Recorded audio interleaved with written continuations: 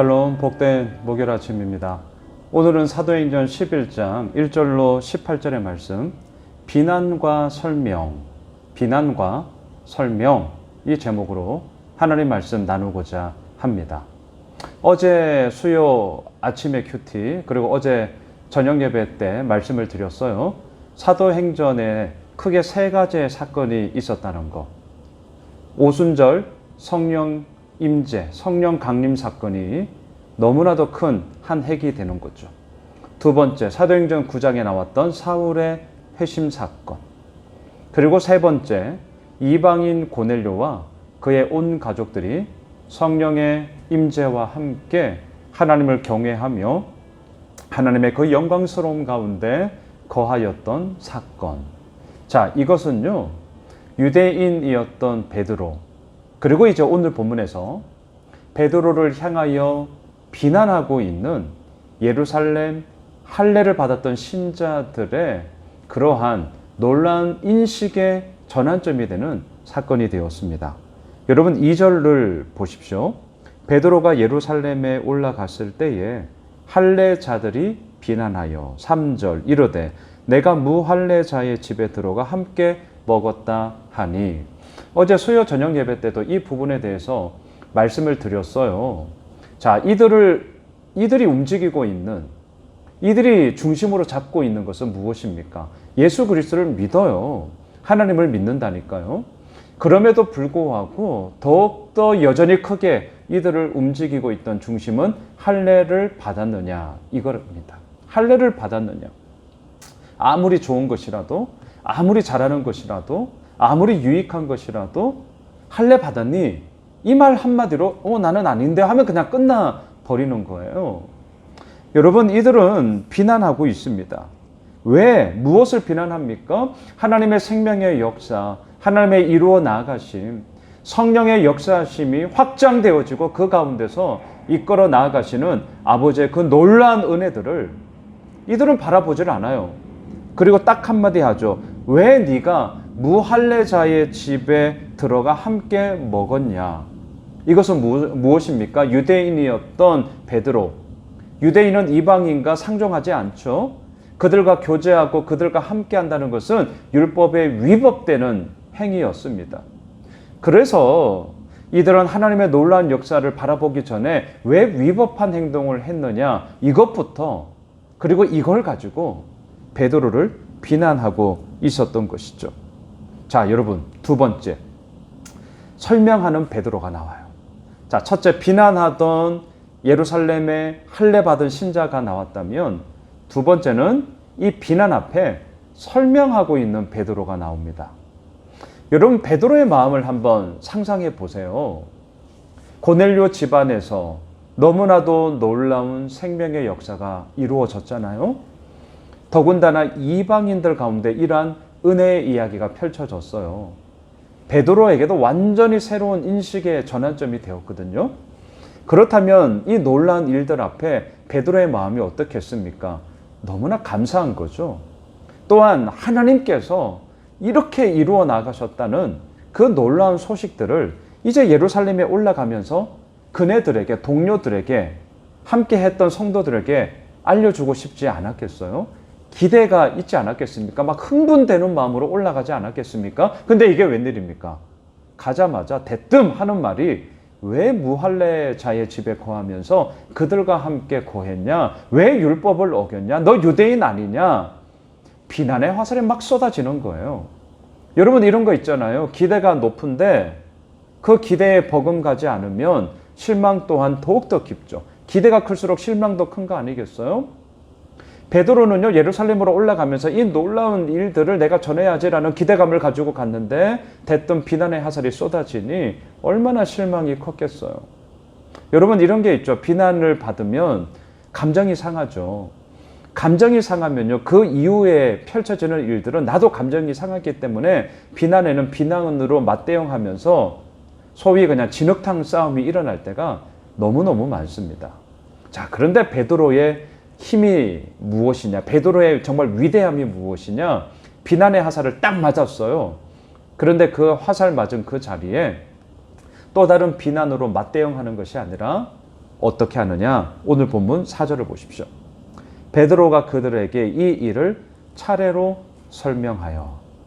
저는 이게 정말 베드로의 힘이라고 생각을 합니다. 비난의 화살을 딱 맞았으면 아마 저 같아도 더 큰 비난으로 상대방을 정말 짓눌러 버리려고 이기려고 그렇게 했을 것 같아요. 그런데 베드로는 이 일을 차례로 설명하여. 그리고 오늘 본문 5절부터 17절까지를 보시면 그동안 무슨 일이 있었느냐. 욥바에서부터 그리고 고넬료가 있었던 가이사랴에 이르기까지, 그리고 그 가이사랴의 집안에서 이루어졌던 하나님은 외모를 보시지 않고 하나님을 경외하고 의를 행하는 자를 보시는다.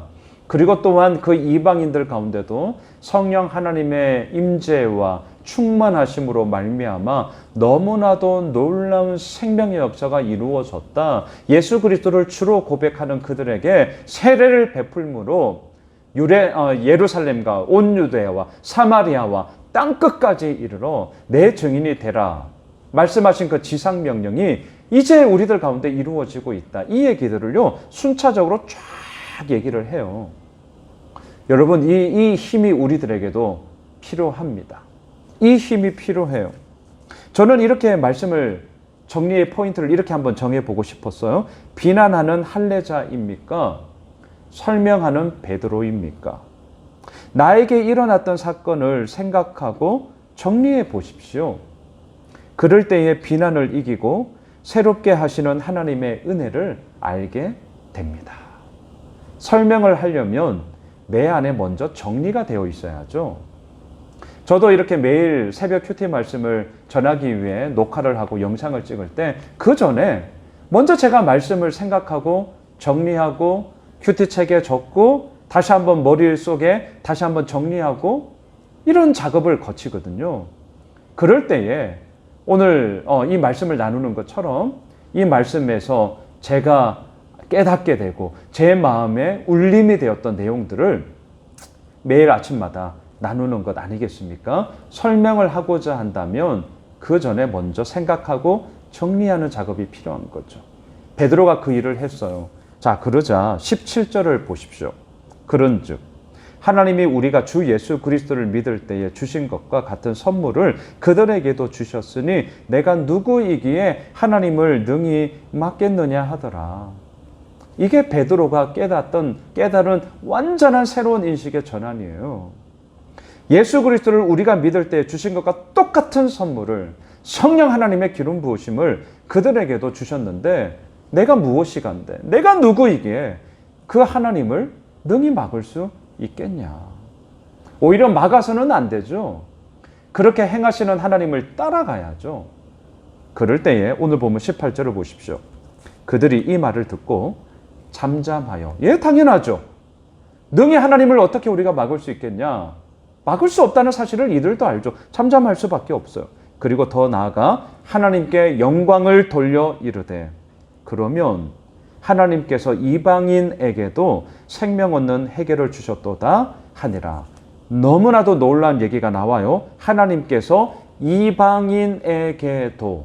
이거는요, 우리가 머리로만 생각하고 있는 유대인과 이방인의 차별, 구별, 이것을 뛰어넘는 이들의 삶의 정말 전 존재적인 흔들림 가운데 새로운 진리의 말씀이 이들의 정말 입술을 통하여 가슴 속에서부터 고백되어지는 겁니다. 이방인에게도. 이 한 단어가 나오기까지 이들의 모든 삶의 인식들이 완전히 새롭게 되는 거죠. 어떻게 이런 일이 벌어졌습니까? 오늘 본문 4절, 이 일을 차례로 설명하여. 말씀을 정리하겠습니다. 비난은 언제든지 있어요. 비난은 언제든지 있어요. 하지만 그 비난의 화살을 맞았을 때 비난으로 맞대응한다면 결국은 진흙탕 싸움 됩니다. 오늘 베드로의 이 힘, 베드로의 이 능력을 우리가 따라가면 좋겠습니다. 차례대로 이 일을 설명하여. 설명하기 위해서는 나의 삶을 돌아보셔야 됩니다. 정리하는 작업도 가지셔야 됩니다. 하지만 그 가운데서 고백되어지는 것이 뭐냐고요? 17절, 내가 누구이기에 하나님을 능히 맡겠느냐. 하나님의 이루심의 이야기를 우리는 발견하게 될 것이고요. 이 설명을 통하여서 비난하던 그들이 고백하게 되죠. 하나님께서 이방인에게도 생명 얻는 해결을 주셨도다. 놀라운 새로운 인식의 전환점을 통하여 변화의 물꼬가 이루어지는 것입니다. 오늘 목요일 하루를 시작하면서 비난의 화살을 맞으셨다고요? 아프죠? 힘들죠? 하지만 그 가운데 차례대로 설명함을 통하여서 다시 한번 나도 나의 마음이 정리되고 생각도 정리되고요. 더 나아가 그 일에 대한 설명을 통하여서 비난하던 자들의 생각을 깨우치며 돌이키게 되는 전환점으로 하나님께서는 사용하실 것입니다. 바라기는 오늘 목요일 한 날을 통하여 그렇게 이루어 나가실 하나님을 기대합니다. 기도하겠습니다. 하나님, 우리의 삶 가운데 비난의 화살은 참으로 많고 앞으로도 있을 것입니다. 하지만 그 비난의 화살에 대해서 우리는 차례대로 이 일을 설명하여 나의 삶을 정리하고 또한 그 가운데서 하나님께서 이루어 가시는 것들을 정리하며 또한 그 생각을 통하여서 우리가 함께 나누게 될 때에 그 비난도 새로운 깨달음으로 바뀌어지고 그 어떠한 공격들도 완전히 새로운 출발점이 되어짐으로 말미암아 아버지께서 이루어 나가심을 보게 될 것입니다. 오늘 목요일 한 날이 그러한 한 날 되게 하시고 주님께서 이루어 나가시는 놀라운 생명의 전환점들을 마음껏 누리게 되는 주의 은혜를 더하여 주시옵소서. 살아계신 예수님의 이름으로 기도드리옵나이다. 아멘. 우리가 갖고 있는 기도 제목 붙잡고 함께 기도하겠습니다.